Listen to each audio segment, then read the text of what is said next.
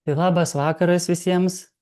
Ačiū, kad susirinkote, kad išgirdote mūsų šauksmą kartu su Kauno rajono visuomenės sveikatos biuru.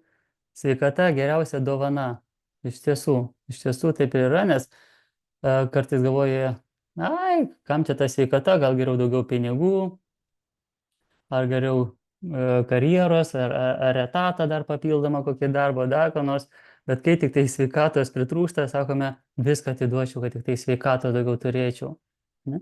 Tai va, sveikata iš tikrųjų nuostabus dalykas yra, o, o visuomenės sveikatos biurai tai yra dievulio dovana, dėl to, kad jie suteikia galimybę tiek man kaip lektoriui tobulėti, tiek žmonėms pasiklausyti tokių žinių, kurios tikrai, manau, bus vertos jūsų laiko. Aš kiek galėsiu, tiek perduosiu. Žinoma, per vieną paskaitą viską pasakyti, kas mano širdyje ir galvoje sukaupta per tą visą laikotarpį, kai aš buvau vaistininkas.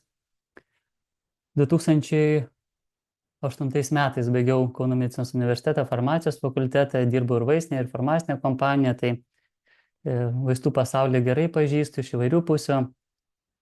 Tai va, jau 16 metų dabar galiu vadintis kaip vaistažolininkas, toks vaistininkas, žolininkas. Ir prieš porą metų apsigyniau daktaro disertaciją kitame universitete, tai VDU Žemės ūkio akademijoje iš gauromečio, siauralapio gauromečio, mano mėgstamiausio augalo. Tai tapau ir dėstytojų, tai ir daktaras, lektorius, tiesiog dirbau augalų biologijos ir maisto mokslo katedroje. Turiu studentų ir mokslinį darbą dirbu kaip mokslininkas. Tai šiandien pabandysime keliauti į vaistažolių pasaulį, žvelgdami iš įvairių pusių, tiek iš mokslinės pusės, tiek iš tos neapčiuopiamos, nes ne viską gali ir mokslo ribą sudėti, dėl to kartais leisiu savo nuklysti į abstrakčius dalykus, kur žmogaus širdis tai gali jausti, bet chromatografas negali pamatuoti. Bet pirmiausiai vis tiek reikia pakalbėti ir apie imuninę sistemą, kas tai yra imunitetas, nes vien tik žolelių išmanimas gali ne visada žmogui pagelbėti iš esmės būti sveikam, sustiprinti imunitetą vien tik žolelių. Žolelės gerai pažįsta ir botanikai, biologai, bet suvesti tai, ko žmogui reikia, tuo metu geriausios žolelės, kurios augalo dalies, kaip teisingai ją surinkti, kaip teisingai apdoroti, paruošti, kiek vartoti, kiek dienų, ar prieš valgio, ar po valgio, ar valgio metu. Čia atsiranda jau visas mokslas, fitoterapija, vaisto žolininkystė, kaip tai pavadinsite. Vaidilutė bando nupiešti mums kažkokių gražių piešinių. Žinau, kad čia žmonės susirinkę, gal kiti nelabai moka su Zoom naudotis, tai mes ant jų gal nepyksime. Tik aš dabar nežinau, ar aš mokėsiu panaikinti jūsų piešinius ar ne, nes būna kartais žmogus brauko per ekraną ir kokį nors piešinį nupaišo brūkšniuką. Tai turbūt jūs patys nemokėsite dabar ištrinti, ne? Pabandysiu, gal man pavyks ištrinti. Susirasiu trintuką. Išmokau, žiūrėkit. Pabandykite stengtis per ekraną nebraukyti, nes jūs tiesiog man pripaišysit piešinukų. Irgi gražu. Bet paskui tiesiog įraše matysis jūsų tie piešinukai, gerai? Gerai, susitarėm. Keliaujame tada toliau. Taigi, pirmiausiai apie mūsų studijų objektą šio vakaro, tai yra imunitetą. Žinoma, paliesime ir limfinę sistemą. Ir paskui keliausime į augalus ir kitus natūralius būdus ir priemonės, kaipgi mums tą rudenėlį, tą žiemą sėkmingiau praleisti, prasmingiau, nes yra daug prasmingų veiklų negu tik lovai gulėti, su tekančia nosimi. Taigi, kas yra imunitetas, kokia jo paskirtis pagrindinė? Visiems asocijuosi, kad tai, kuris gali tiesiog mumis apsaugoti, apsaugoti nuo kažko tai, padėti mums apsisaugoti nuo įvairių ligų, susirgymų. Ant ausies susikabinsiu ausinuką, kad galėčiau kontroliuoti, ar niekas nepradeda šnekėti, nes būna kartais aš negirdžiu, tai užsidėsiu ant ausies, tokį, kad girdėčiau jumis, kad galėčiau auditoriją prižiūrėti. Liuks. Taigi, imunitetas ne tik, kad apsaugo, palaiko visą pusiausvyrą žmogus, kad jis būtų sveikas ir laimingas, bet ir pašalina negyvas, sužalotas ląsteles, audinius, tam tikras nenormalias ląsteles, kurios pradeda daugintis, ane, kaip onkologija ir kitais atvejais. Imuninė sistema atlieka tokį kaip gynybos darbą, atpažindama, kas yra sava ir kas yra nesava. Ne? O visa tai, kas imuninės sistemos reakcijas sukelia neigiamas reakcijas, vadinasi tie antigenai, kažkas tai prieš anti, ne, genus nukreipta, antigenai. Kai kurie paveiksliukai, atsiprašau, bus anglų kalba, dėl to, kad jie gražiai atspindi, bet bus ir lietuviškai įvardintos visos imuniteto dalis, tai palaukite, bus ir lietuviškų paveikslėlių paaiškinančių, ką aš kalbu. Bet koks ligas sukeliantis mikroorganizmas, bakterija, virusas ar grybelis laikomas patogenu, ne? Kažkas tokio pavojingo, kas galima mums pakenkti, užpulti, tai. Dauguma žmonių susirgs, jei bus paveikti gripo viruso, ne? Jeigu mūsų gleivinės yra įsausėjusios nuo kondicionierių, nuo tokio sauso oro, gal kažkokių ligų pažeistos, tai virusas keliauja ir randa savo vietelę, kur apsigyventų. Jeigu geros gleivinės, pakankamai drėkinate, daug vandens geriate, žolelių vairių imunitetas stiprus, tai virusas patekęs gali keliauti ir iškeliauti iš organizmo. Ne? Bet ne visi turi alerginę reakciją į tuos pačius žiedadulkių antigenus. Ne? Vat patogenas, antigenas, kogi jie čia dabar skiriasi. Tai gal kažkiek ir apie alergijas užsiminsiu, nes irgi didelė yra bėda. Aš šiandien akcentuosiu labiau į peršalimo ligas įvairias. Jūs skaitykite visą tekstą, o aš tiesiog ką tik pakomentuosiu, nes tikrai daug skaidrių yra. Organizmas stengiasi pašalinti tiesiog. Ar iščiaudėti, iškosėti, ar kitokiu būdu įveikti tą patogeną ar antigeną. Kai svetima medžiaga išnyksta, jos nebelieka, ne, ten žiedadulkių, pavyzdžiui, alerginė reakcija, arba kažkokio virusinių susirgymų, imuninė sistema sulėtina savo gamybinį atsaką, gynybinį, ir tie imuninės reakcijos simptomai pradeda nykti, ne? Sloga nebebėga, nebečiaudima ir taip toliau. Per didelis aktyvumas kartais būna hiperaktyvumas antigenams. Tai gali būti, pavyzdžiui, alerginės reakcijos, ne? Pavyzdžiui, žmogus vienas įvosto medetkas ir jam nieko, braškės kitas valgo kilogramais ir nieko, o kitam, žiūrėk, nuo braškės, nuo žiedadulkių pradeda čiaudėti, ar šienligė kokia atsiranda, ar bėrimas, kaip čia tai gali būti? Tai reiškia ne braškė kalta ir ne tas bežo žiedadulkis, ne bežas, o žmogaus imuninė sistema pradeda per reaktyviai reaguoti. Alergija ir vadinama ne liga, o neadekvati reakcija į alergeną. Tai, kas laiko žmogus nesureaguotų į braškę, alergiškas žmogus paima ir sureaguoja alergiškai, taigi hiperreaktyvumas. Gali būti nepakankamas aktyvumas, ne? Imunodeficito, kai sako, imunitetas savo silpnas, sergi 5, 6, 7 kartus per metus. Jeigu ten vieną kartą rudenį, vieną kartą link pavasariop, tai nieko tokio, bet kai žmogus tikrai sako, tiesiog 7 kartus kokius sergu peršalimo ar gripo ligom įvairiom, tada jau reikia suklusti. Ir savas svetimas atpažinimas, irgi imuniteto toksai dalykas, kai jisai kartais supainioja ir pradeda žaloti savo audinius ir būna autoimunės lygos, reumatoidinė artritai ar dar kažkokios kitokios. Taigi čia labai yra svarbu ir žolininkams, fitoterapeutams ir įvairios holistinės medicinos specialistams atsižvelgti viso organizmo sveikatą kaip visumą visą, ne?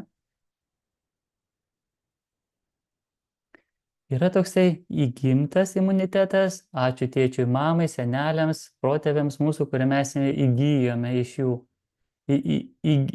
Gimdami įgyjome, taip? Įgimtas toksai yra. Nespecifinis imunitetas, imuninis atsparumų dar vadinamas. Tai yra mūsų oda, kvėpavimo, virškimo gleivinės, mūsų bendri antikūnai, kurias mes gavome iš tėčio, mamytės. Tai yra tokie mūsų tiesiog įgimti dalykai, kurie yra ašarose mūsų virškinamajame trakte, gleivėse, seilėse, tai yra tai, kas mes gavome, paveldėjome ar gavome iš savo artimųjų. O yra įgytas imunitetas, dar vadinamas adaptyviuoju, prisitaikiusiu, ne? Arba nespecifiniu imunitetu. Jisai vystosi tada, kai mes, pavyzdžiui, vaikystėje, kaip mes valgydom obuolius, nurieda kur nors ant kelio ar po mašinom, ar kur nors dezinfekcinio skysčio, ar patrynėme į kelnes ir valgoma, ne? Arba žemių kartais vaikai rapodami, kai buvom 2 mečiai ar ten metukų paragaudom, mes susipažinome su aplinka ir taip įgyjame pažinimą su gamta, su visomis mūsų gamtos stichijomis ir su ugnim, ir su vandeniu, su žemė, visai mes tiesiog įgyjame kontaktuodami, tai vat atsiranda tas įgytas imunitetas. Tai, ką mes įgyjame gyvenimo kelyje.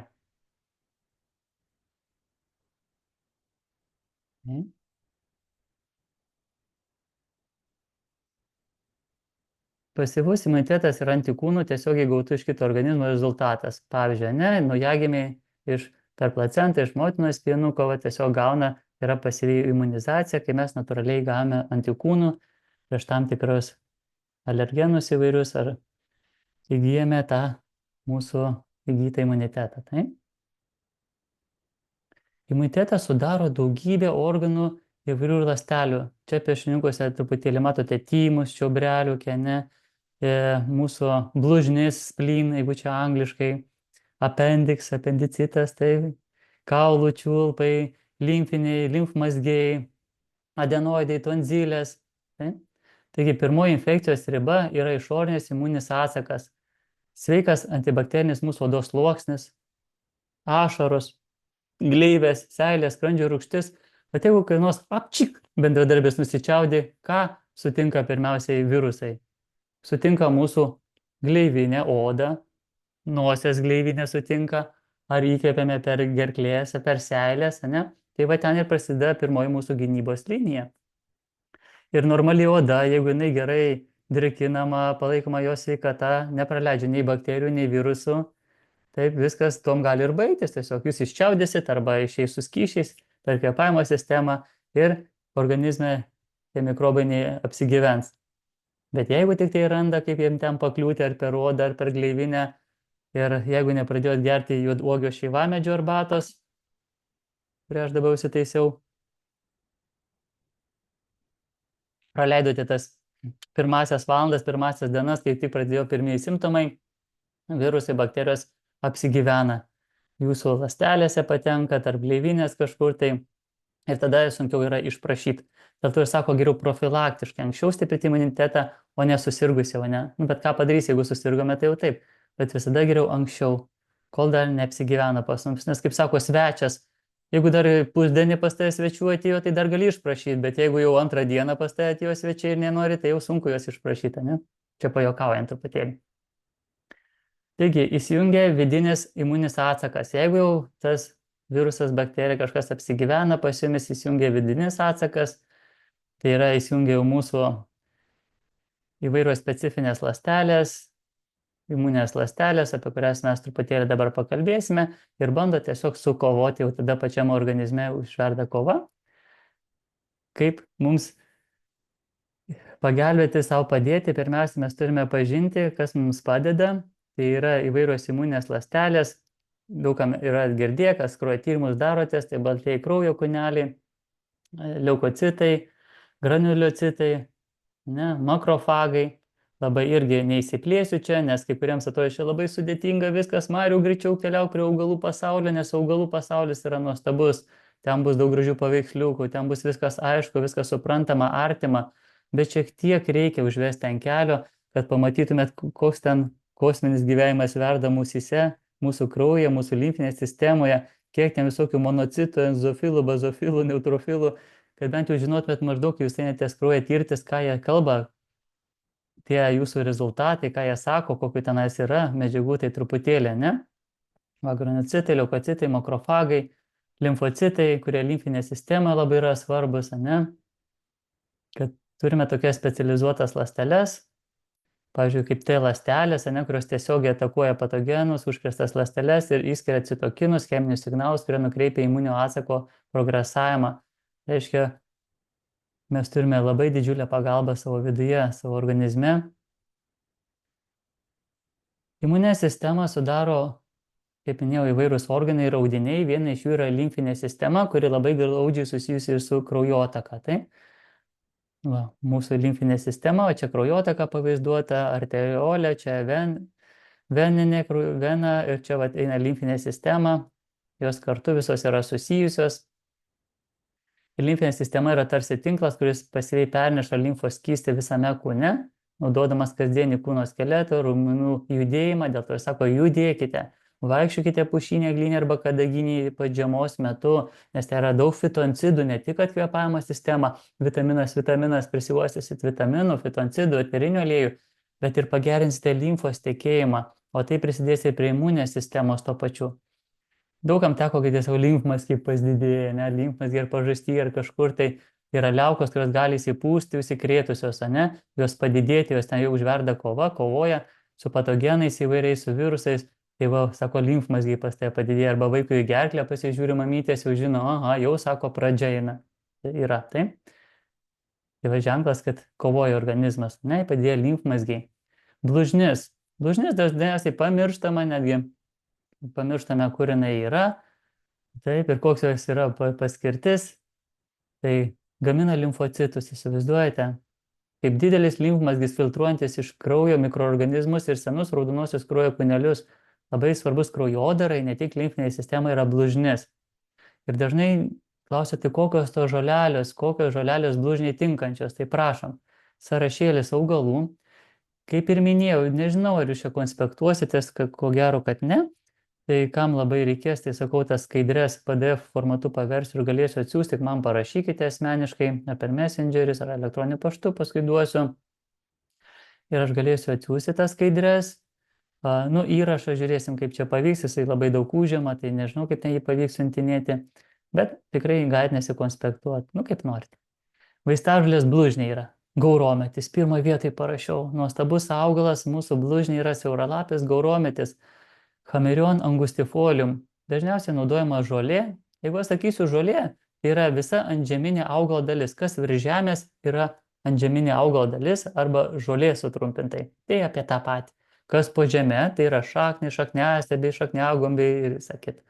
Jeigu lapai sakysiu, tai yra lapai, jeigu medetkų žiedai, tai žiedai. Gerai?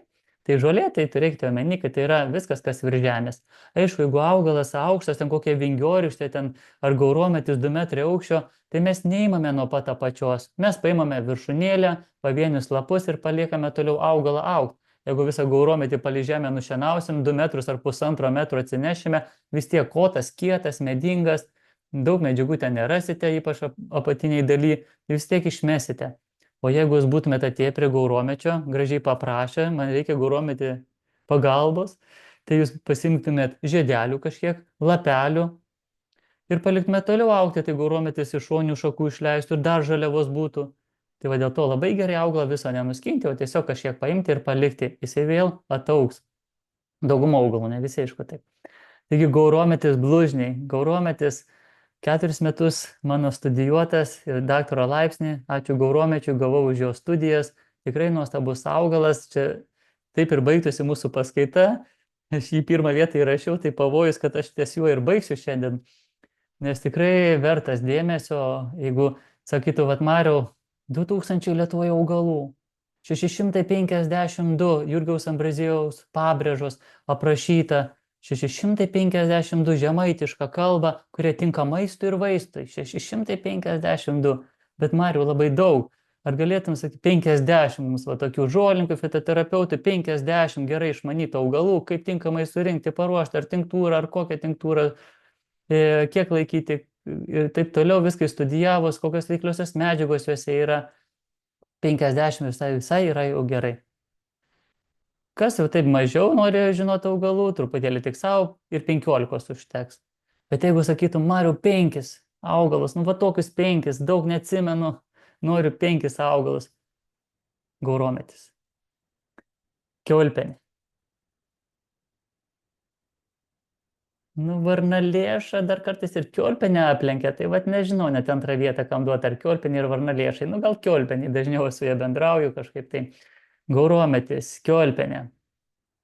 Gerai, reikia vieną tokį rimtą nuo visų virusų, gripų, net tų pandeminių, netgi veja lauk, jeigu būtų žmonės žinoję, dabar jau moksliniai straipsniai rašomi, kaip juoduogis šeivamedis, sambukus nigra, tiesiog veja lauk visus, užblokuoja viruso patekimą, ar pandeminis, ar bet koks, ar sezoninis gripas, tai šeivamedžiui reikėtų duoti garbingą vietą, gal netgi 3 kokią. Taigi gaurometis, kiaulpienė, šeivamedis. Toliau keliavome. Iš tikrųjų vis tiek kažkokį vieną augalą reikėtų duoti tokį antiparazitinį, dezinfekuojantį ir kepenims, ir raminančiai veikia, ir tikrai prieš kirmėlinis ir visą kitą, jau supratote apie ką, tikrai kartusis kietis pelynas vertas kažkur 4 vietos, kartais ir 1 reikėtų įdėti, jeigu yra bėda su parazitais įvairiais. Nu ir 5 vietą labai sunku būtų paskirti. Gal imti kokį baltąjį gluosnį kaip aspirinas, gal imti vingiorykštę, o gal imti kokį kvapną eterinio augalo kupiną pipirinę mėtą ar melisą, ar jau sunku, dėl 5 vietos būtų nelengva apsispręsti, bet vat, kokie 5 augalai, nu gal 10 pratęskime, ne? Tai va čia visi jie beveik ir išvardinti. Juodieji serbentai nuostabius dalykus daro. Juodieji serbentai prilygsta gliukokortikoidams, kam yra reumatoidiniai artritai, geria stiprius priešuždegiminius vaistus, tinkamai parinkus dozę, paruošus ne nuo vieno lapelio, ne nuo vieno padelio. Juodieji serbentai stebuklus daro dažnai. Taip dar ir serbentus būtinai tą 10-uką įtraukti reikėtų. Asiūklis, gamtinių inkstų vadinamas, visos bėdos, kas susijęs su skysčiais, pabrinkimais, kažkokiais tai inkstukų veiklai, asiūklis, plaukai, nagai, silicis, visi šitie junginiai, kraujažolė, viskas, kas su kraujotaka, ir blužnies augalas, ir kraujažolė, lakyšius nuostabus, našlaitės, serbentai, gyslotės, beržai. Tai nuostabus augalai, kurias tikrai daugumą žinote, o tai, kas pajuodinta pas mane, yra paveikslėlėje. Galbūt per daug nuvertintas, jau truputėlį pradeda jį ir gaminti, žolinkai net kavą daro, tokios kuokšnės šaknės, yra ką veikti su jom, bet nuostabus augalas ir paprastasis varputis, taip, šakniastiebiai. Pajuokaujant, galim pasakyti, kad vyrai turėtų tikrai šitą žinoti augalą. Vyrams daug augalų nereikia, galėsit nebeklausyti toliau, užleisit kitiems, kas laukia į paskaitą prisijungti. Vyrams reikia žinoti gaurometį, lazdynų lapai ir varputį. 3 augalai ir porą naujų mašinų ir vyrams užteks. Dabar liko moteriams, 649. Tai čia leidžiu kartais savo pajuokauti, tiesiog kad linksmiau klausytųsi auditorijai, tai. Bet iš tikrųjų ir vyrams, ir moteriams reikia daugiau kartais augalų ir keliavome toliau ir pasižiūrime gal kokį receptuką. Pažiūrėjome kokį receptuką, blužniai, pavyzdžiui, ne? Paprastosios kiaulpienės šaknis, varnalėšų šaknis ir varpučio, pavyzdžiui, šakniastiebiai. Šita trejybė šaknų, tai kažkas būtų nuostabaus, kadangi šaknis, tai reikia, jeigu matote receptą, tai dažniausiai yra minimos džiovintos dalis. Nes sako, receptą radau, bet nežinau, ar šviežių čia dėti tų kiaulpienių šaknų ar džiovintų. Tai visada tikimybė didžiausia, kad yra kalbama apie šviežią augalą, apie džiovintą. Dažniausiai, jeigu naudojama koksai šviežias augalas, tai tada būna parašyta šviežias. Išjungiu dar garsą dėl viso ko, kad tai jau kas. Tai kad šviežias augalas, tai tada būna jau recepte paminėta. O jeigu nebus paminėta, tai VAŽ. VAŽ tai reiškia vaistinė augalinė žaliava. Tai viską lygiom dalim sumaišote, sumalate į susdžiovintą, sumalate į miltelius, tuomet 1 arba 2 valgomi šaukštai miltelių, užpilti stiklinę karšto vandens, palaikyti kokią 15 minučių, kadangi miltelį tai nereikia labai čia virti, ne? Mes karšto vandeniu pabrinkinsime 15 minučių, išgersime su visom nuosėdom. Kai mes arbatą geriame, išgeriame arbatėlę ir lieka nuosėdų. Ką su jom darome? Į šiukšlių dėžę dažniausiai. Geriausiu atveju komposto krūvą. Geriausiu atveju komposto krūvą ir spėkite, kodėl pas kaimyną ar pas jumis komposto krūvoj tokie gražūs sliekai. Oda glitni, akis gerai mato, sąnariukai juda pas sliekus. Kodėl? Todėl, kad jūs atidavėte vieną iš geriausių dalių sliekams. Jūs nugėrėte vandeninę dalį, ištrauką, taip, vandeninę. Ten, kur taip, yra mineralų, yra gleivių, tirpios vandeninė medžiagos, o tos, kurios netirpios, karotenoidai, vitaminai A, E, K, tai yra deka, vadinamieji tirpus riebaluose vitaminai, lieka kur? Nuosėdose, kurias išmetate į komposto krūvą sliekams. Tai va, kartais reikia mums tik tai vandeninės ištraukos, arbatos vadinamosios išgėri, nuo slogos, rūgštingumui mažinti, viskas gerai. Bet jeigu reikia sąnariams, odai, akims, regėjimui, nepamirškite su visom nuosėdom, ne? Miltelis paverčiame ir su visom nuosėdom. Dažnai žmonės sako, aš arbatas geriu, bet man jos nepadeda. Tai aš, kai paklausiu, sakau, kaip tu tas geri arbatas, Nu, kaip sako, paimu žiupsnelį ar šaukštelį žolelių, užsipilu vardančių vandeniu, neuždengiu, palieku. Per tą laiką susitepu sumuštinį, batonas per 2 pirštus, sviesto per 3 ir šlapenkės 4. Tokį sumuštinį pasiruošiu, o, sako, 3 minutės praėjo, jau pritraukė. Ir sako, atsikandu ir užgeriu. Atsikandu ir užgeriu. Ir sako, po puodelį gėriau 5 dienas, bet nepasveikau. O, sako, mielas, kaip tu rimtai fitoterapiją užsiminėjai. Taigi klausykite. Toliau. Reiškia 30 arba 60 minučių prieš valgį arba valandą 2 po valgio. Dažniausiai būna kartumynai valgio pabaigoje, valgio ten metu pelynai, bitkreslės, jeigu skrandis jautrus, tai geriau po valgio, bet jeigu viskas tvarko, tai geriausiai prieš valgį, kitaip tariant, ant tuščio skrandžio naudojama ir 2 mėnesiai, ne 5 dienas. Dažniausiai fitoterapinis normalus kursas pagal klasikinę fitoterapiją yra apie 2 mėnesiai. Po 2 mėnesių mes turime kažką tai pakeisti, nes organizmas pripranta, tada arba dozę didinti, arba pakeisti dalį mišinio sudėties, pavyzdžiui, kiaulpienių šaknis, varnalėšų, varpučių šaknis. Po 2 mėnesių, jeigu norite gerti toliau, tai tada turėtumėte išimti kokias nors varnalėšų šaknis ir įdėti trūkažolių šaknis ir vėl gerti 2 mėnesius. Tai reiškia 1/3 jūs mišinio kažkiek pakeitėte ir organizmas vėl priima jūsų poveikį gerą, toliau vėl geriate. Tai reiškia, arba reikia mišinį pakeisti po 2 mėnesių, arba reikės tada dozės keisti. Šitą mišinuką geriant galima truputėlį dar įpilti kokio aliejaus, truputėlį medučio, dėl ko? Kaip sakėme, milteliai, vanduo labai gerai, bet mums reikia riebalinės dar terpės, o medutis dar pagerina įsisavinimą organizme. Tai reiškia, vandenukas, milteliai šitie, truputėlį lašas aliejaus ir medučio palaižyti arba į tą tirpaliuką ir bus geresnis pasisavinimas. Aš jums labai čia rimtai pradėjau pasakot, kaip per kokius kursus.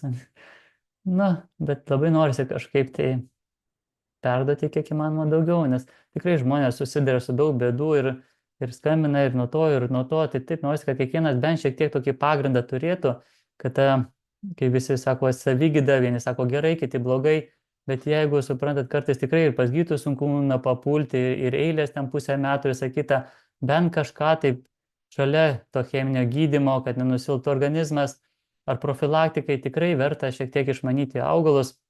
Dėl to stengiuosi žmonėm ir kursus visokius darau ir paskatas skaitau ir va čia tiesiog bent kažkokį pagrindą, ant kurio galima jau toliau ten jau paskui statyti, aišku, vis kilti daugiau galima tikrai daug išmokti, bet bent truputėlį šiandien gerai, kiek tiesiog pavyks jums papasakoti. Užpilas blužniai, ne? Pabandom tokį kraujažolių žolė, dirvinio syklių žolė, našlaičių. Našlaičių vairios rūšis, tai gali būti ir dirvinė, ir trispalvė, kokią jūs turite, juodų serbentų lapų. Juodų serbentų vaisiai labai gerai yra dėl karotenoidų, antocianų, vitaminų ir taip toliau, bet labiau prieš uždegimiškai šiuo atžvilgiu tiktų lapai.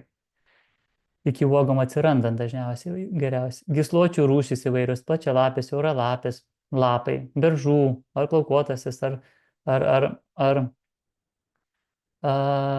beržas yra plaukuotasis ir karpuotasis, bet kuris lapai, gauromečių žolė. Va tokius santykius sumaišote, džiovinta viskas yra 1-2 arbatiniai šaukšteliai mišinio, užpilkite stiklinę karšto vandens, palaikyti kokią 20 minutėlių maždaug, kadangi čia nėra šaknų, žievių kažkokių, tai gerti po 1 stiklinę 3 kartus, net iki 5 stiklinių per dieną. Vėlgi prieš valgį arba po valgio 2 mėnesiukus.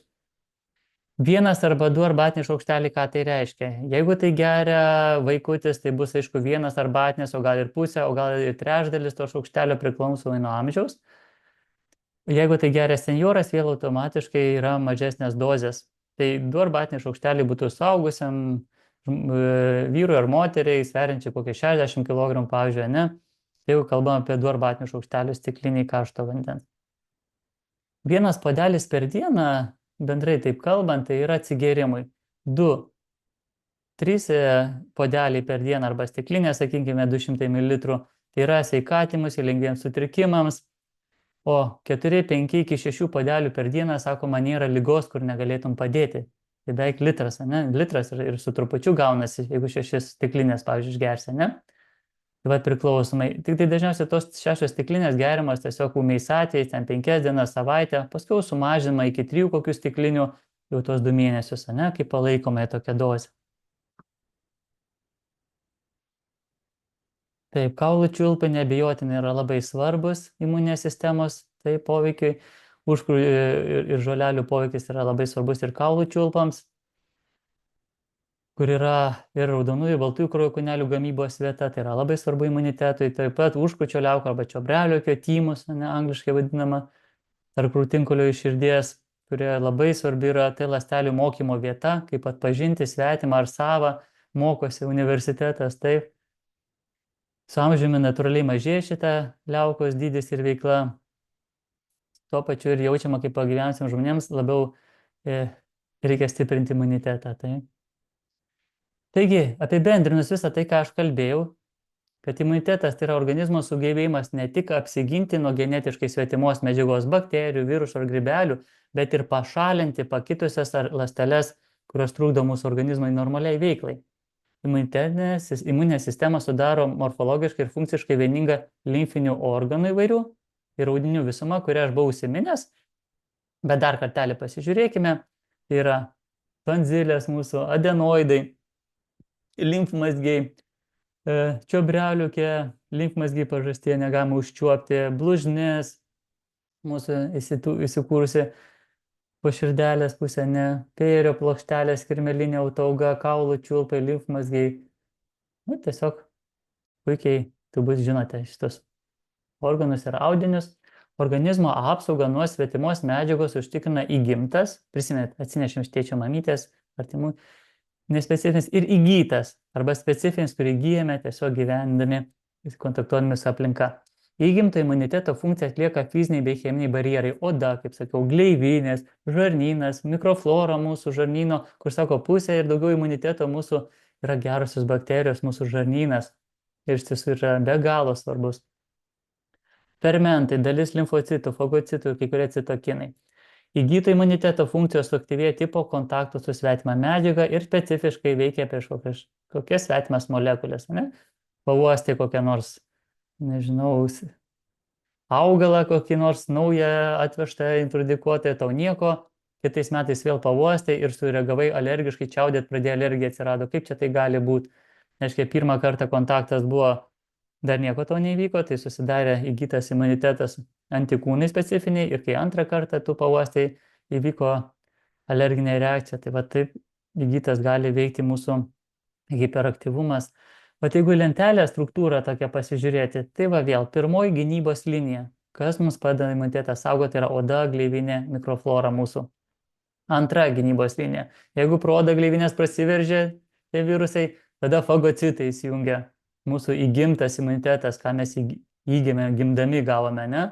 Ir trečioji linija jau tada įsijungia tai, ką mes jau savo gyvenimo eigoje įgyjome, kontaktuodami su aplinka. Galbūt šitas paveiksliukas bus jau aiškiau, ką mes kalbėjome. Veiksniai, kurie imuninę sistemą trikdo, tai yra aplinkos užterštumas vienareikšmiškai, žalingi įpročiai, per didelis fizinis ir protinis krūvis arba per mažas fizinis krūvis gali būti stresai, žinoma, netaisyklinga mityba, miego sutrikimai, infekcijos, lėtinės ligos, tik kai kurių vaistų vartojimas ar gydymo metodai įvairūs. Prisitaikant prie išorės žmogaus reguliacinių mechanizmų rezervinės galimybės laikui bėgant mažėja.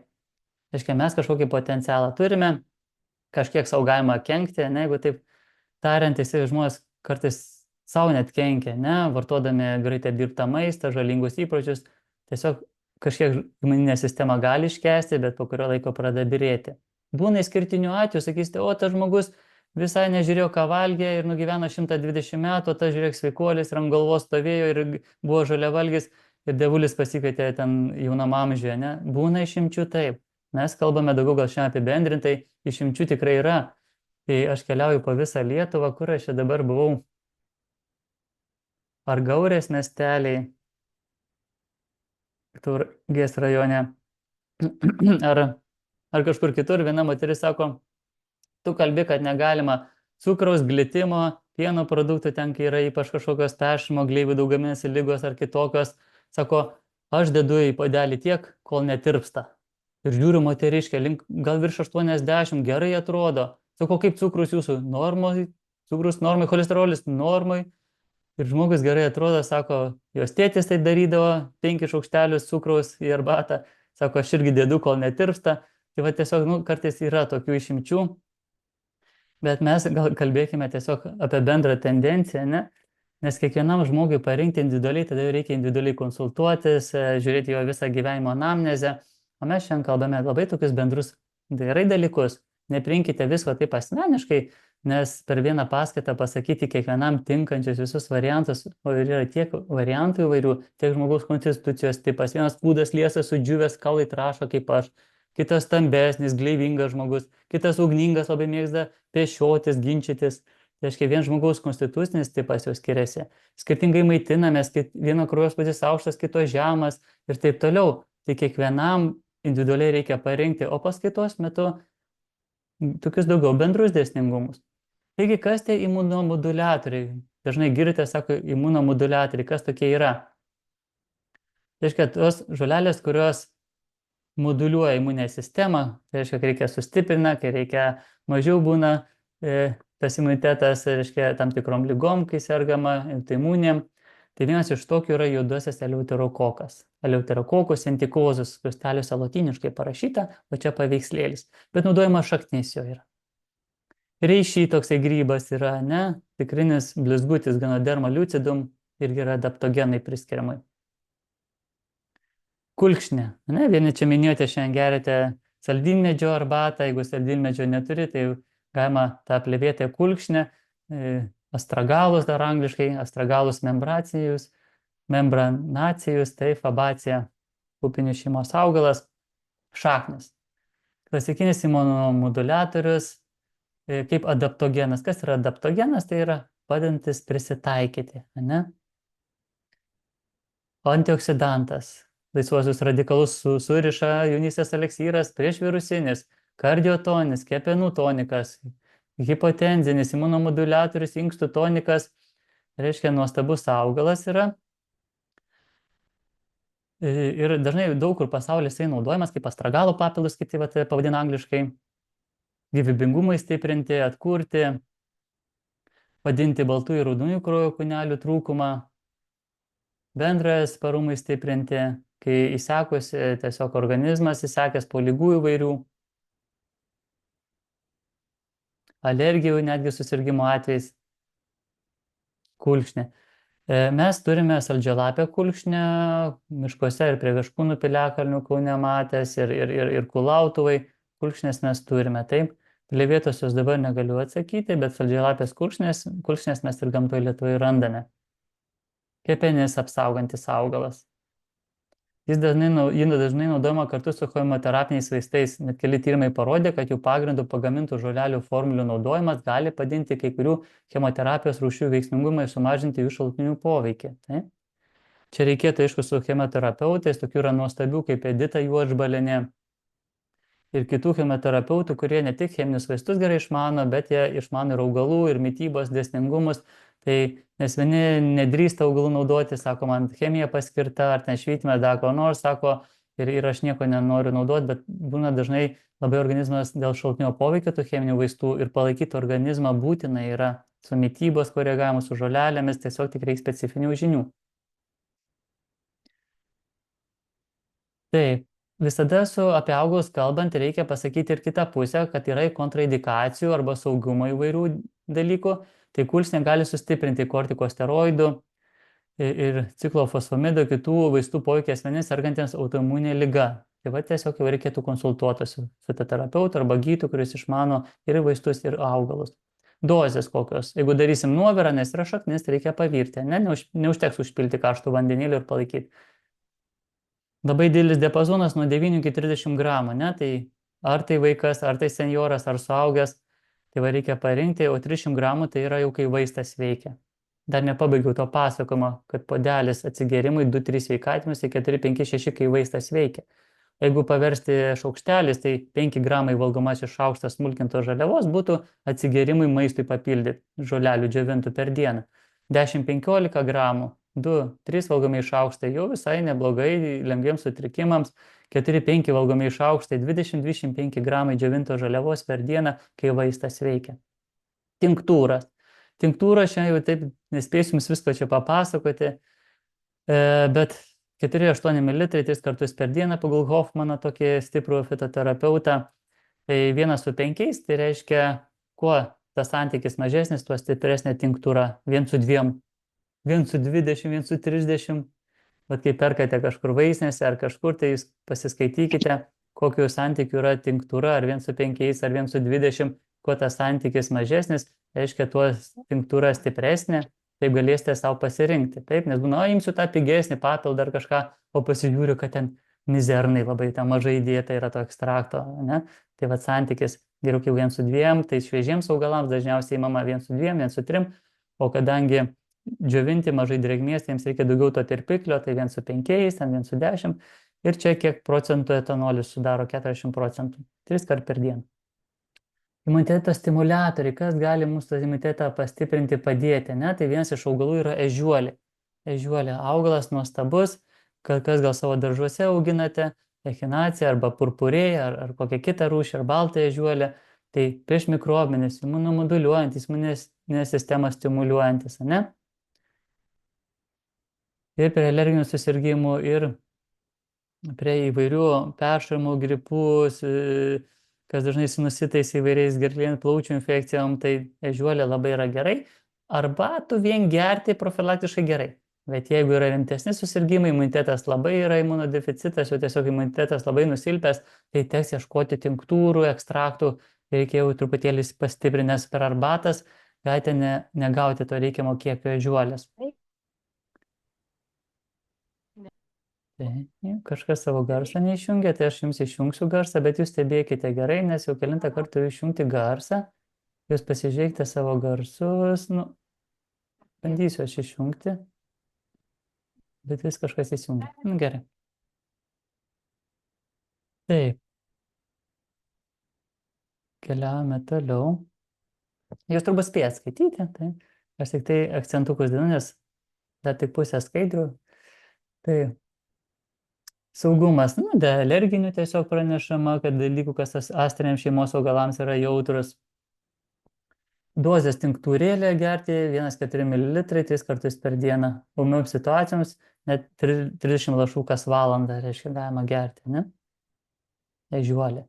Šeivamedis, va ką būtinai paminėti, tai yra juoduogį šeivamedį, aš žiedų turiu prisidžiovinęs. Ne? Ir uogytės, sirupėlius galima daryti. Saugiausia yra žiedai arba gerai sunokusios uogos, termiškai apdorotos. Nuostabus augalas, naudojamas prieš uždegimiškai, prieš virusus veikiantis antioksidantas, peršalus, sergant gripu, netgi tas po covidiniai tie visokie, kaip būna liekamieji reiškiniai. Labai geras augalas yra mūsų šeivamedis, juoduogis šeivamedis yra raudonuogis, jisai toksai prie stipresnių, dėl to dauguma sakomas nuodingas ir geriau nenaudokite, bet ką žino, ką daryti galima ir naudoti. Bet daugiau jūs rasite visur sambukus nigrą. Ir vaistinėse daro sirupus, sambukolių kitais pavadinimais. Jeigu nespėjot pasigaminti rudeniop, neprisirinkote, tai galima įsigyti, jau daug kur dabar daromi sirupai iš žolininkų arba vaistinėse galite rasti. Dėmesio, šeivamedžio žievė, lapai, šaknys, sėklos, neprinokusios uogos laikomos toksiškomis, turi cianinių glikozidų, cianidą gaminančių glikozidų, dėl to tiesiog gali viduriuoti, pykinti, privalgius nedanokusių uogų. Tai geriau žiedai arba gerai sunokusios juodos uogos, termiškai apdorotos. Taip, kas dar svarbu yra? Tai va reikia arba pavirti, arba džiovinti, kad sumažinti tų cianogenių glikozidų kiekį.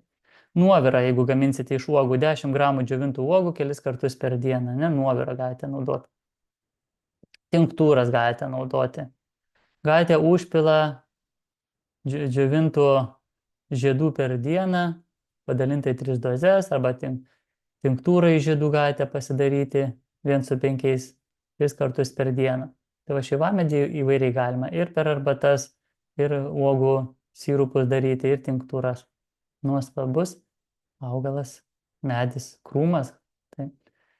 Kas darė imunitetui, kokį receptuką jums, ne? Tai va žiūrėkit, 3 arbatiniai šaukšteliai melėsių žolės, 2 arbatiniai šaukšteliai mėtų lapų, 2 arbatiniai šaukšteliai juodųjų šeivamedžio žiedų, 2 arbatiniai šaukšteliai šeivamedžio uogų, ežiuolių šaknų, saldymedžių šaknų, erškėčių vaisių, kulkšnio šaknų. Nu, čia rimtas toks. Nepergyvenkite, jeigu kažko tai nepažįstate arba neturite.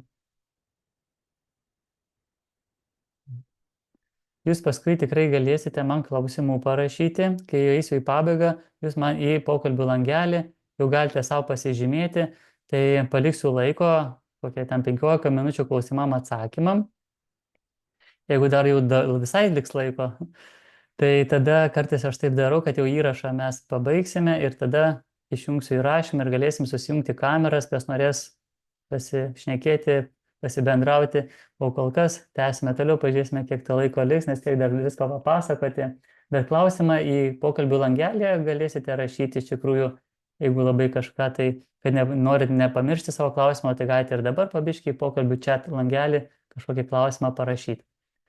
O mes keliame toliau.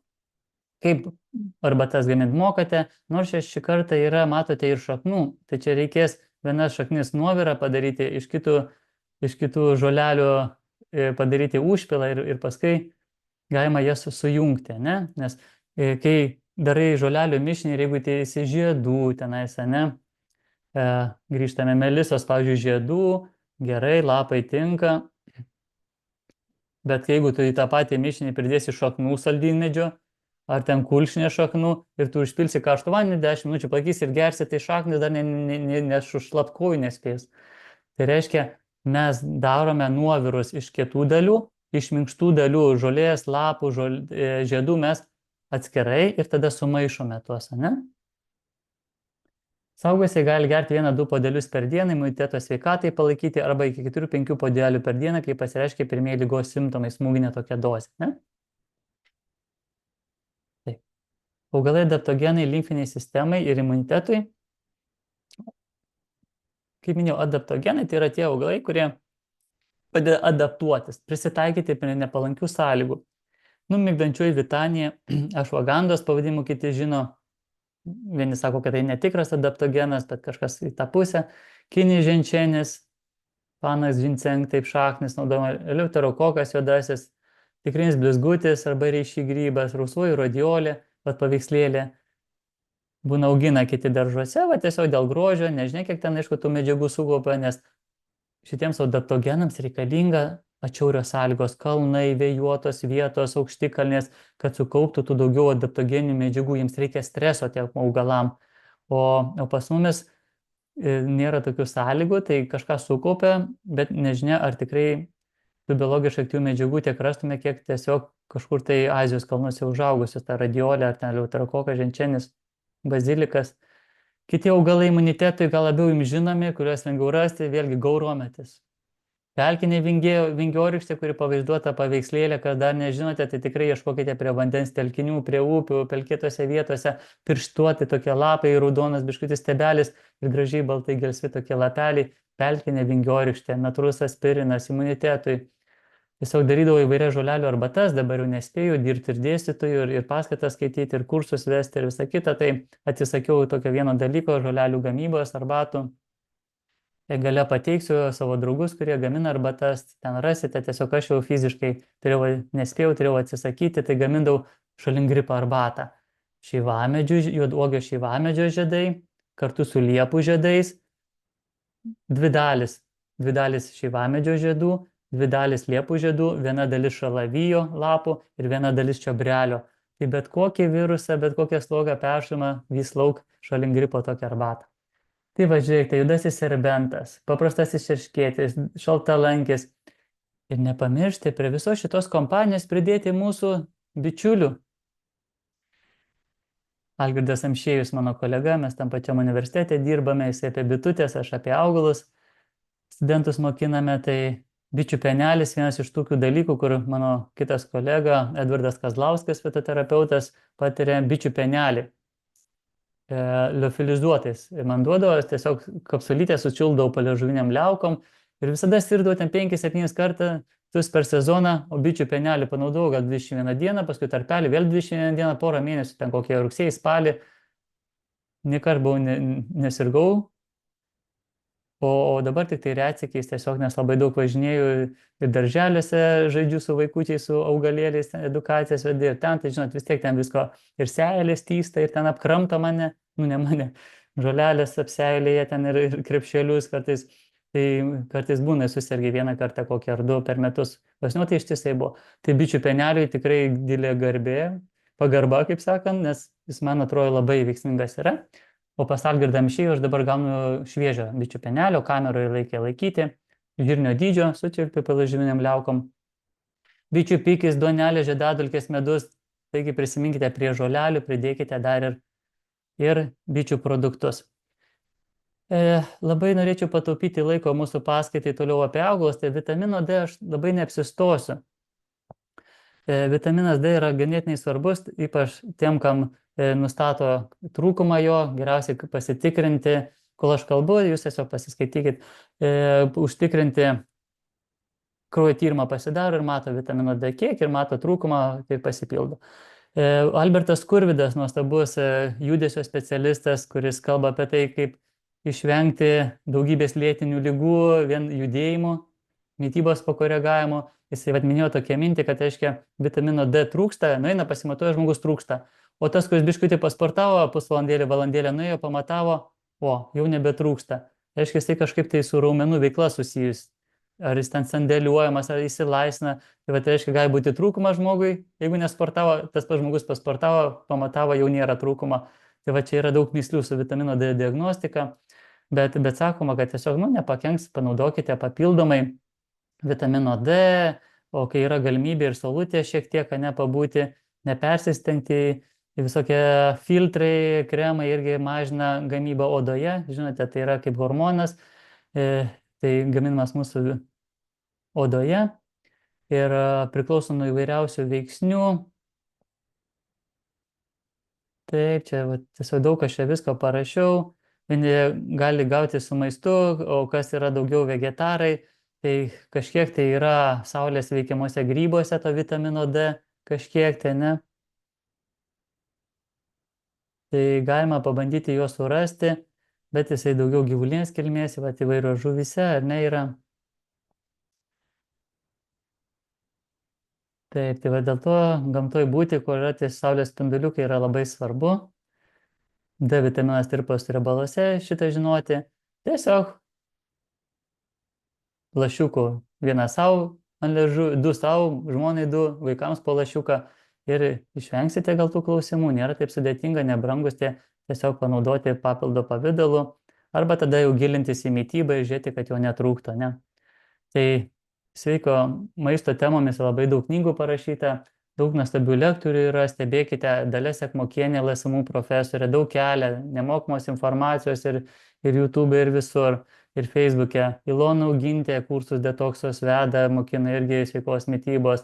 Vaida Kuprienė, Ingrida Kuprevičiūtė, gydanti lėkštė ir taip toliau. Daug labai yra tikrai gerų specialistų, dėl to nenorėčiau čia labai apsistoti.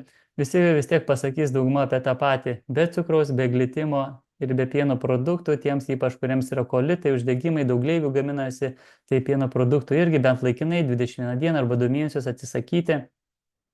Glitimas, tai reiškia visi miltiniai produktai, bandelės, batonai, makaronai ir taip toliau. Tai kažkiek viena ta bulkutė suvalgius ten per metus nieko nesitiks, bet tiesiog būna žmogus batonas pusryčiam, pietums makaronai, vakarieniai vėl kažkoks tai tada glitimas užplombuoja tos mūsų mikrogaurelius. Bet esant plonajam žarnyne, tie mikrogaureliai, jie tiesiog paverčiami plentu. Atvažiavo sumuštinis glitimų pilna bandelė, batonas ir iš tų mikrogaurelių padarė plentą. Ir medžiagos nepasisavina, pilva pučia, oda beria. Atvažiavo obuolys su skaidulom, su savo pektinė medžiagom pravalė. Tai gerai, jeigu salotų visko valgot, o jeigu bandelės, batonai ir taip toliau, greitas maistas ir būna viskas, nepasisavina mikrogaureliai, žūna gerosios bakterijos. Tai va, ką glitimas padaro, mikrogaurelių splentą padaro, neužplombuoja. Dėl to linų sėmenis, daug žalumynų reikia tada vėl, kol prasivalo, ne? Tai tą vat ir pasakiau jums visas šitas skaidrės suterpiu vieną sakinį, ne? Tai va, kad tai mūsų žarnynas yra labai svarbus, kaip antros smegenys, net paveiksliukas atrodo, kad panašu net į smegenis mūsų, ne? Ir sakoma, kad ten daugiau, kaip Albertas Skurvydas minėjo, kad ten milijardai genų koduoja visą informaciją žarnyne, netgi daugiau ten kartų negu smegenyse ten tų genų yra. Tai jis sako, antras smegenis mūsų žarnynas yra. Ir netgi žarnyno užpliumbėjimas, užburbėjimas, blogas veiksmingumas gali sukelti migrenijos galvos skausmus ir kitokias bėdas, ir ko nesusitvarkai žarnyno ir galvos, nieks nepadeda, gydo ir vaistais, ir operacijom, gerai nuviduriuoja, žmogus pamiršo visam gyvenimui, kas yra galvos skausmas. Taigi visada labai smagu yra, kai tu gali savo maisto pasirinkti, kas turi senelius, močiutes, tai yra nuostabus dalykas. Kai pradeda geltonuot pavasarį, dar tik žiema prasidės, bet jau mes laukiam pavasario, tų geltonų kiaulpienių kilimo, ne? Ir kai yra smagu, kai tu gali nueiti ir nusiskinti, suvalgyti kiaulpienių kažkiek žiedelių ar garšvą, pirmąją dilgėlės, ne? Tos pirmosios vaistažolės tai yra kažkas nuostabaus, cholesterolį mažinti, cepelinus išvalyti iš kraujagyslių po žiemos suvalgytus, reiškia virškimo sistemą inkstams. Tai dėl to tas gamtinis maistas labai yra svarbu. Na, aišku, dažnai žmonės bijo, sako, aš nepažįstu augalų, bijau nunuodysiu šeimyną visą, tam ir mokinamės. Mes tikrai yra Lietuvoje nemažai jau žolininkų arba tiesiog prijaučiančių jiems, kurie pažįsta augalus, tai pasiema žolinką po pažašį. Jeigu neturi žolinko nuosavo, tai žaliai rūbą, tokia knyga yra Žaliasis rūbas, arba bent jau programėlė Flora Incognita, nemokama programėlė, atsisiųskite į telefonus Flora Incognita. Visai gera programėlė ir rodo, kur tu buvai, užfiksuoja atmintis yra, ir atpažįsta augalus ir parašo nuo ko. Labai gera programėlė Flora Incognita. Kad pažint, arba rašot, Mariau, ką radau, valgyt ar nevalgyt, ar čia gaurometis, ar čia ožkarožė, ar čia kiaulpienė, ar čia pienė. Galit kartais ir man parašyti. Taigi, čia praleisiu truputėlį, nes dar kai ką noriu papasakoti. Taip, dabar kalbam apie tai, kad maistas visas kaip visapusiškai neištraukta kažkokia medžiaga ar kažkoks subproduktas padarytas, bet visas maistas, ne? Jeigu obuolys, tai visą suvalgai obuolį ir su žievele, kurioje yra daugybė medžiagų pačioj toj žievelėje mūsų, ne obuolio. O būna žmogus nudezinfekuotas, nuplautas, iš parduotuvės nors nuluptas, sėklytės išėma. Sėklytėse kai ko yra, kai ko žievelėje yra daugiau negu to minkštime kartais, ne? Tai visas tas produktas visuminis ir turi labai gerų dalykų ir skaidulų ir visą kitą. Tai kuo mažiau to perdirbto maisto, tai jums imunitetas padėkos. Nėra taip paprasta, aš idealiu atveju pasakau, kas turi mažų vaikų, mane šiandien neklausykit, koks ten gali būti imunitetas, koks ten gali būti režimas miego. Tiesiog prie vaikų taikaisi, ne, ką vaikai valgo, tai ir pats valgai, kiek vaikai miega ir taip. Tai čia aš kalbu tiems jau, kurie vaikai užauginti, kurie jau turi savo, gali leisti savo susidėlioti mitybą savo ir miego režimą. Valgant daugiau ekologiškai, žinoma, pagaminto visapusiško maisto ir vėžinių susirgymų mažėja ir imunitetas, žinoma, nes tiesiog imunitetas gali dirbti savo darbą. O jeigu maistas, pesticidais ir visa kita, tai tiesiog kol organizmas susitvarko, kol kepenys metabolizuoja visus tuos dalykus, tai imunitetui silpnesnis. Jis sako, ten tyrimai kažkokie yra, dabar neatsimenu, Coca-Cola ar ko ten išgėrė, kur daug cukraus yra ir pamatavo imuninės sistemos atsaką. Tai ten ar 4 valandas, ar 3, kiek ten imunitetas milžiniškai krenta žemyn. Daug cukraus turintis produktai numuša imunitetą. Jeigu tu, reiškia, kažkur tai čiaudo kažkas, tada išgėrėjai cukrinių gėrimų, kur ten valgomas iš aukštas cukraus, vos net ten Coca-Cola kažkur, tai supranti, tavo imunitetas silpnesnis, tu gali greičiau pasigauti kažką. Tai čia apibendrinti tiesiog, gal netikslus pavyzdys apie tą Coca-Cola, bet tiesiog apie cukrų. Taip, tai kiekvienam yra žmogui individualu, dėl to ir daug ką praleisiu, nes vienas gali viską valgyti, kitas tiesiog atsisako, dėl to tiesiog jau nebenori tos mėsytės valgyti, ar dėl tam tikrų įsitikinimų, ar tiesiog jau organizmas jau pajuto, kad nereikia mėsytės, jisai gali tiesiog augalinę mitybą tam tikrą. Organizmas valgyti, kai sergi, reiškia pamaitinti savo ligą, Hipokratas yra pasakęs. Tai laimė tai, kad mes turime daug valančiųjų organų, kaip kepenys, plaučiai, oda, inkstai. Kepenims reikia padėti su kuo? Su paveikslėlė, pažiūrėkite, kiaulpienė, margainės, varnalėšų šaknys, šlamutis, raugerškis, ciberžolė, jeigu ekologišką gausit, juodasis beržo grybas. Daug augalų gali pagelbėti mūsų kepenų sistemai detoksikuoti organizmą ir tuo pačiu imunitetą stiprinti. Imuniteto stiprinimas tai nėra tik tai kaip tiesiog imunitetą, va ežiuolė, bičių penelis, imunitetas tai viso organizmo gleivinių, virškimo, visko palaikymas ir mityba, ir judėjimas gamtoje. Netgi namuose mažinimas cheminių medžiagų, įvairiausių ploviklių, skalbiklių ir visa kita. Galima net kai ką, pavyzdžiui, sodą jau daug kas atrado, kad, pavyzdžiui, kriauklė neįsisveičia, jeigu balta kriauklė, sodos papyliai geriau negu bet kokia chemija, naikina kvapus, šveitimo priemonė, actas, vandenilio peroksidas, citrinos sultis, galima daug pakeisti iš tiesų. Dabar žmonės daug gamina įvairių natūrių muilų ir šampūnų ir visą kitą. Tikrai galite rasti arba man parašykite, tikrai žinau daug žmonių, kurie gamina savo naminius muilus ir visokias natūralias valymo priemonės. Dar truputėlį keletą skaidrių liko, kokios 6, tai norėčiau dar apie tonizuojančias adaptogeninės žolelės, kurios aplamai apskritai, koks žodis gražiau būtų parinktas, kas jūs vargina, reiškia, tai reiškia paskatinti kažkokią tai funkciją, nereiškia, kad tonizuojančios tai tik tai kelia kraujospūdį ar dar kažkaip tai, ne? Tai yra turi specifinį poveikį vienai kūno sistemai. Tačiau gali turėti keletą savybių, kurios veikia sinergistiškai, reiškia vieną kitą pastiprinančiai. Duosiu pavyzdžių to iš jums.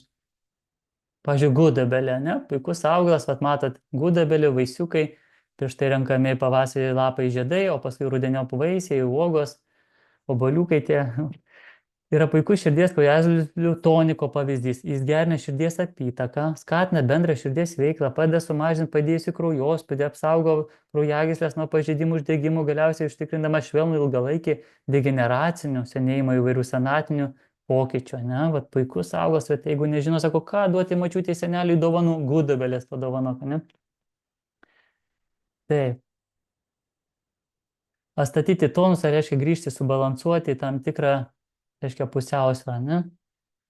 Kaip kiaulpienės stebelis, pakankamai turi jėgų, kad išlaikytų žiedą nenusvirusi, pakankamai lankstumo, kad siūbuotų vėjai ir pakankamai sultingumo, kad iš šaknų atneštų vandenį ir maistinės medžiagas į augalą, ne? O kai kalbame apie gleivinės, turime galvoje funkcijas atkūrimą, pavyzdžiui, kad nebūtų nei perlaisvi, nei kiti viduriai, kad būtų normalūs, ne? Apie organų sistemos veiklas, žolelių tonikus, pavyzdžiui, keletą pavyzdžių pateiksiu, ne? Širdies kraujagyslių tonizuojantis vaistai. Augaliniai. Paprastoji sukardžolė. Leonurus kardiaka, kaip liūto uodega, va čia paveikslėlė matote, jeigu imtum taip, ją vadydusi, auč. Gudobelės uogos ir žolė. Česnako svogūnėlis, širdies tonikai. Gimdos tonizuojantis augalai. Aviečių lapai. Paprastosios kraujažolės žolė. Erškėčių žiedlapiai, gimdą tonizuojantis augalai, nervų sistemos tonikai, sėjamoji aviža, nuostabiai tokia raminančia arbatą dėdavo, aš atsimenu, mėta, melisa, sukardžolė, valerijonas, avižų žolės ir gražiai atrodo ir pastiprina kitų raminantį tą tokį poveikį. Liūto karčių grybai, paprastų jonažolių antžeminės dalis nervinės sistemai. Grybų nesu labai specialistas, labai smarkus, tiesiog ir augalų karalystėje dar daug ką nuveikti, gal kažkada tai ir grybų karalystėje nukeliausiu, bet kiek mes čia šiandien paminėjom, 50 augalų kokio yra, 652 Ambrazijaus pabrėžos aprašyti, o kur dar visi kiti, iš viso apie 100 000 Lietuvoje, ne? Tai dar grybų karalystė, jeigu pridėtis, tai čia ir paryčių sulauktume. Dėl to Ovidijus Višniauskas, mano kolega, labai gražus vardas ir pavardė, Ovidijus Višniauskas, už mane jaunesnis fitoterapeutas ir grybus labai nagrinėja. Ruslanas Macak irgi grybus, jų poveikio organizmai. Tikrai galite specialistų pasiklausyti jų paskaitų. Kepenų tonikai, margainis, ciberžolė. Labai įdomu, jeigu ciberžolės negaunat, nenusiminkit.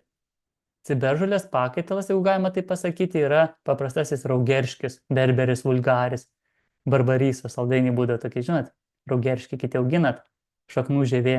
Geltona kaip ir ciberžolės. Inkstų, rykštenė, žolė, dilgėlės lapai, asiūklio lapai, virškimą gerinančios medžiagos, artišokas, šventa garšvė, kvėpavimo sistema, kulkšnė mūsų, tūbės lapai ir žiedai, va čia matot žiedyną, o čia lapai yra. Dar dabar mačiau pašalusių tokių lapų gražių link kačerginės. Taip. Dar jums priminimas dar apie augalus, bet jau truputėlį kalbėjau apie švagandą, vitaniją, radiolės. Daugelis adaptogenų reikia vartoti ilgą laiką, kad pamatyti tokią atkuriamą naudą. Liuterokokas, bazilikas, radiolė, reiši, adaptogenai augalai.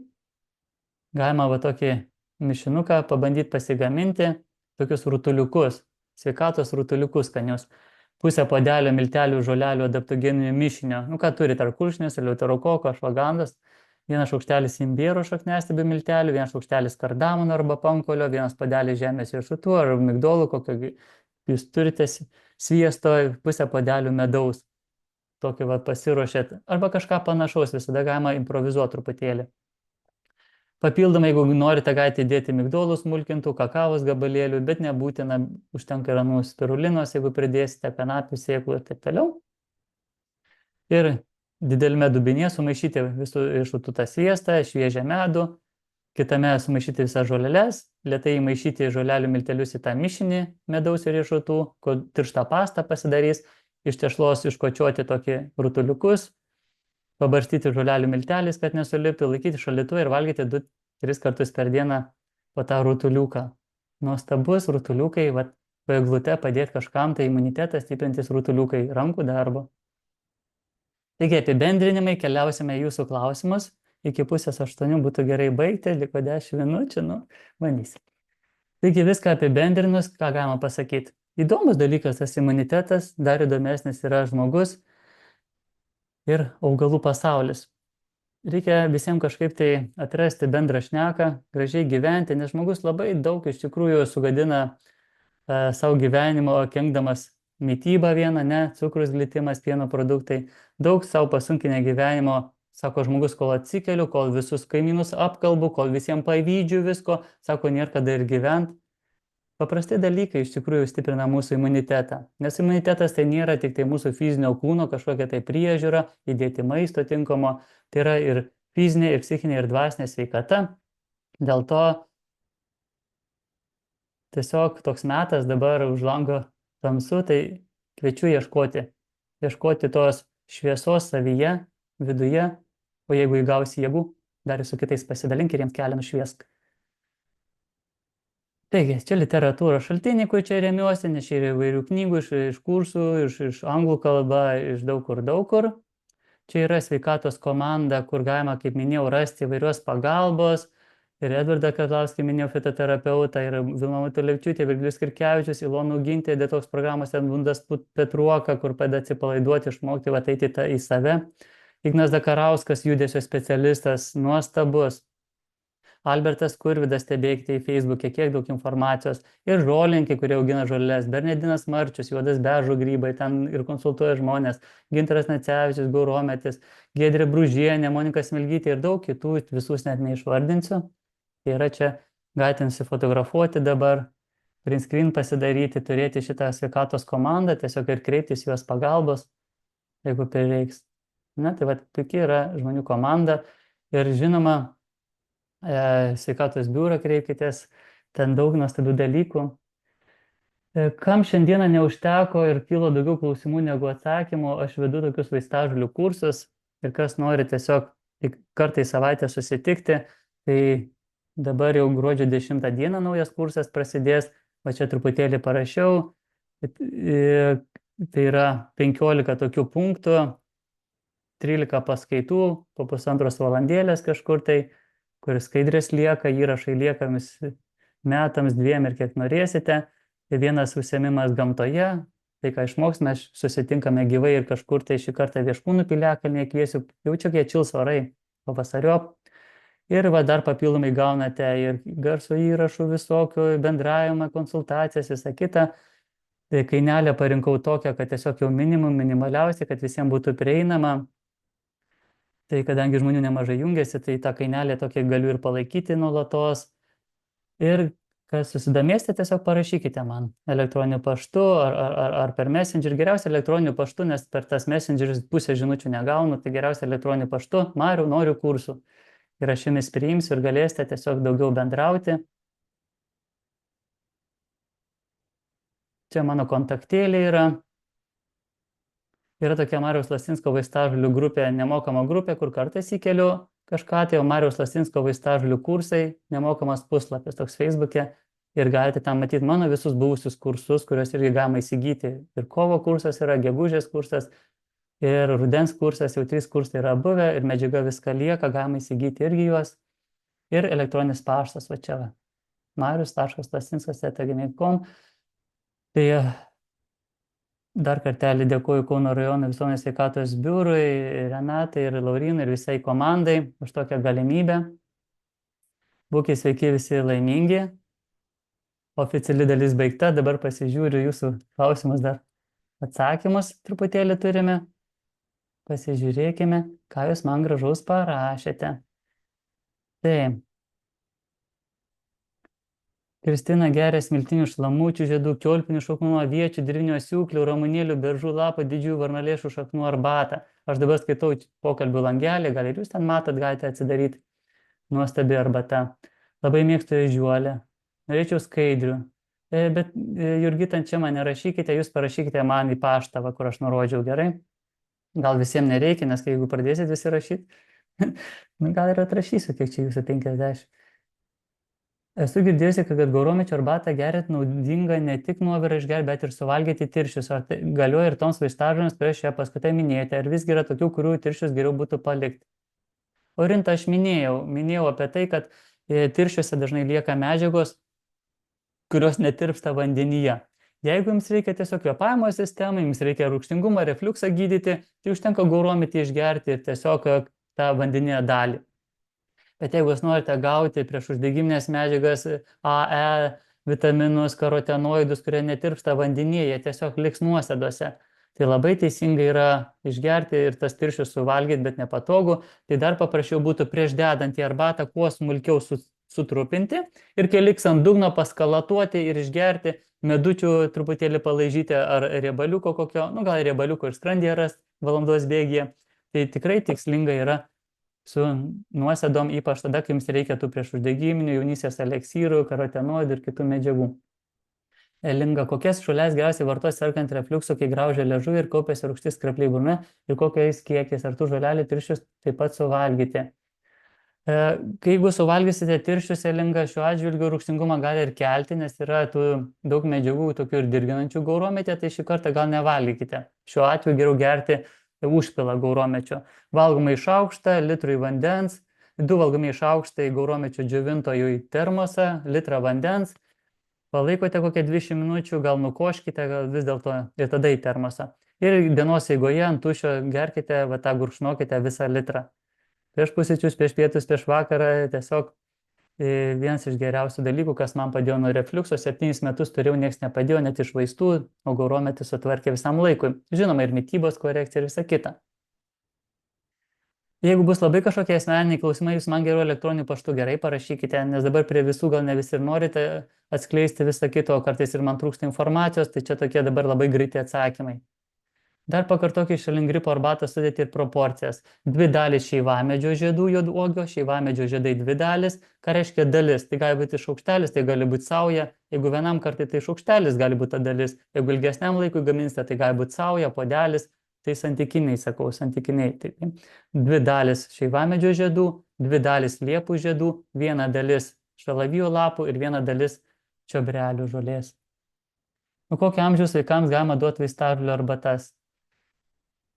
Su vaikučiais labai daug bendrauju, net visą kursą, visą paskaitą skyriau vaikai vaistažolių pasaulyje. Tai esu pateikęs netgi nuo gimimo, kaip pagal kūno svorį paskaičiuoti, tai dalį, jeigu man parašysite, aš jums atsiųsiu tas skaidres arba bent jau tą lentelę, kaip perskaičiuoti, nes vėlgi nuo tėvelių priklauso, mūsų vaikučiai turbūt gėrė tada, kada jau pradėjo gerti kažką, tai neatsimenu dabar gajutį saut, kokių turbūt ir 1,5 metų, ir 2 metų jau pas mane tas arbatas gerdavo, bet pradžioje geriau pavienės. Tai melisa, tai tik melisa. Sudėtingų mišinių geriau mažiem vaikam nedaryti, nežinau, ar gal alergija bus, gal dar kokia sąveika. Žinai, kad judėjai serbentai, gerai, žinai, kad melisa veikia nuo pilvo pūtimų kokį nors. Tai labai nuo mažiukų galima. Pašimkūnėte rašoma, kad tik po gimimo 1/16 suaugusio dozės. Jeigu saugosi, tarkim, dozė 10 gramų per dieną, tai badalinkit į 16 dalių, tai tik gimusiam vaikui šimkūnaitė rašo netgi nuo pat gimimo. Tai reiškia, net ir galima nuo pat kūdikystės, tiesiog tik labai labai jau tokios dozės labai praskiestos yra.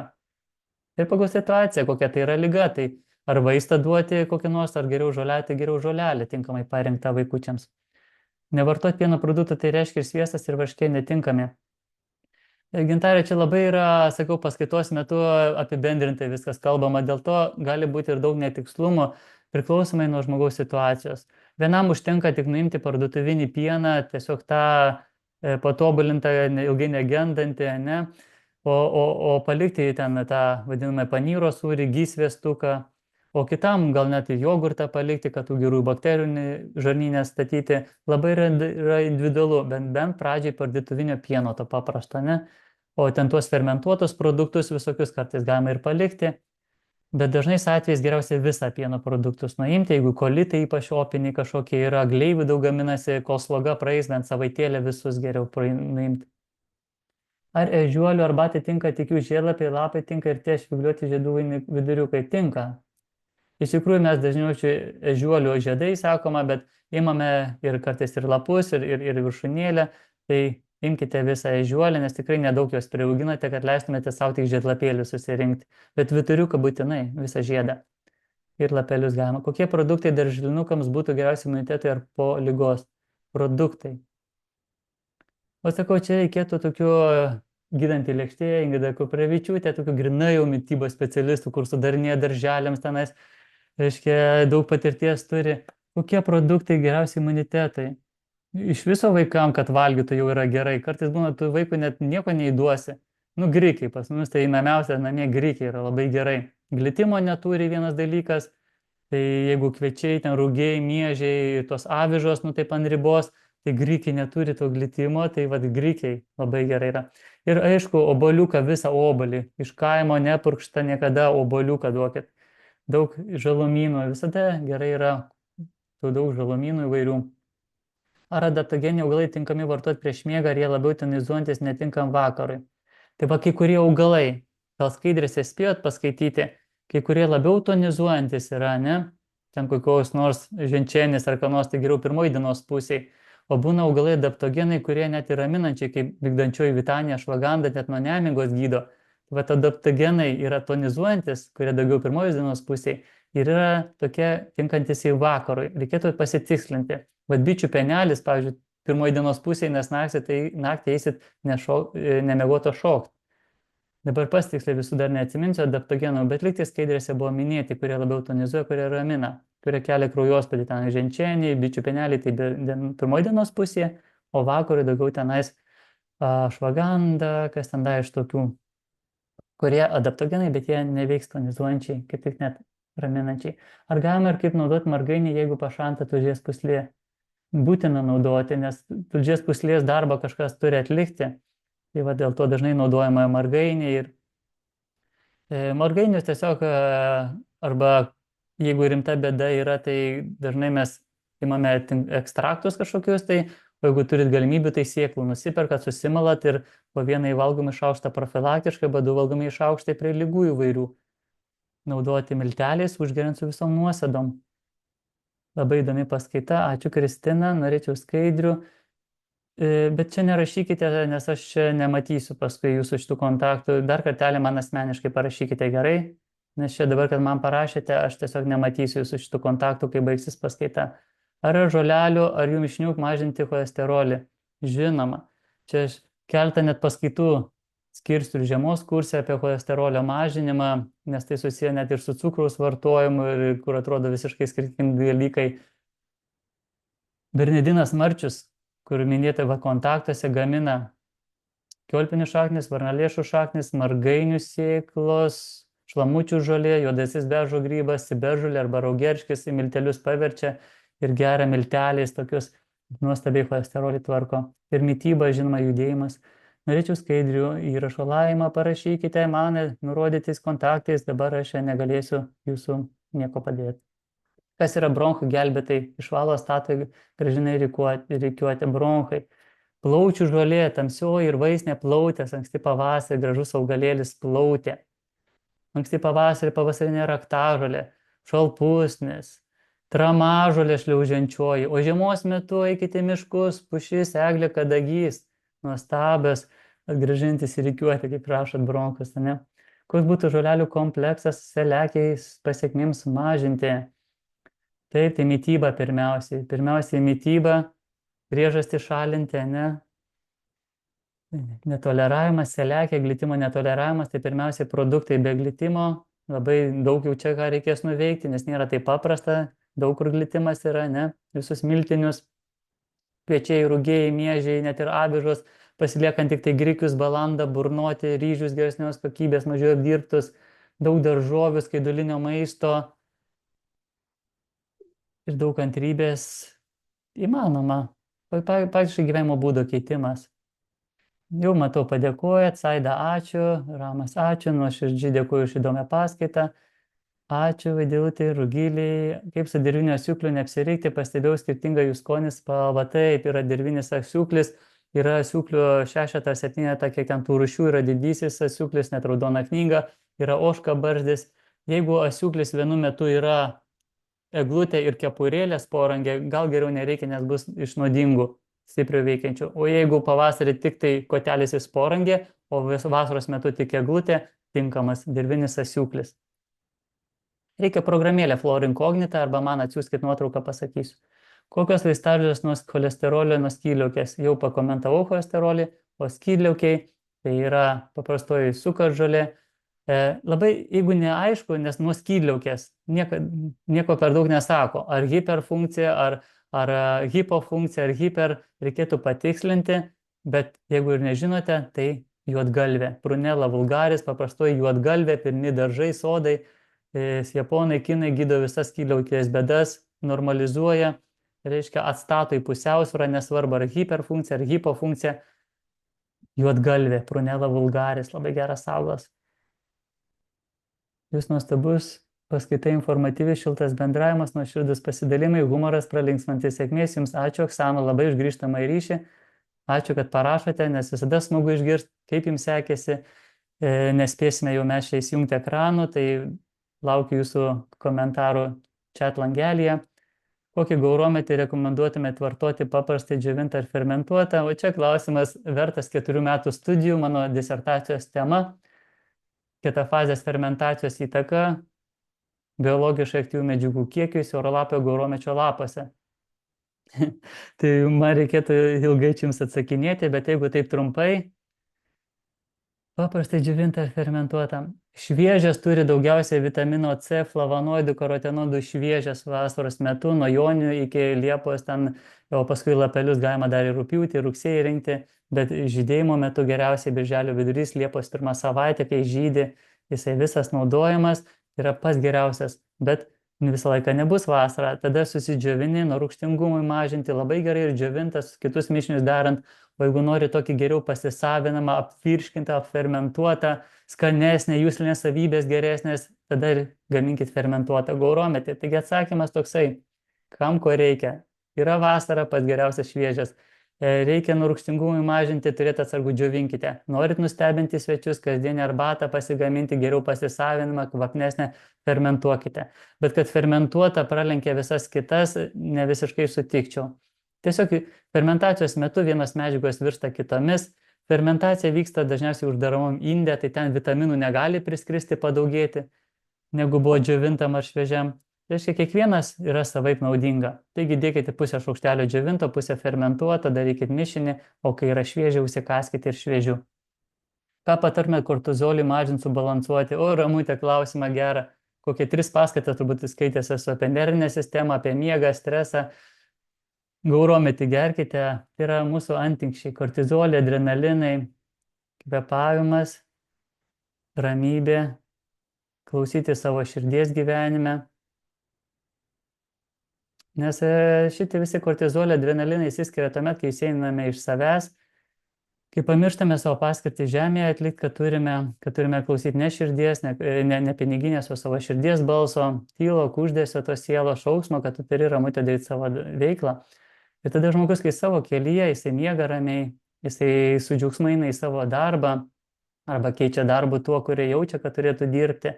Nes matote, stresas gali būti tikras stresas, kuris šiek tiek reikalingas studentui, kad jisai pasistengtų ir gerai kontrolinį išlaikytų.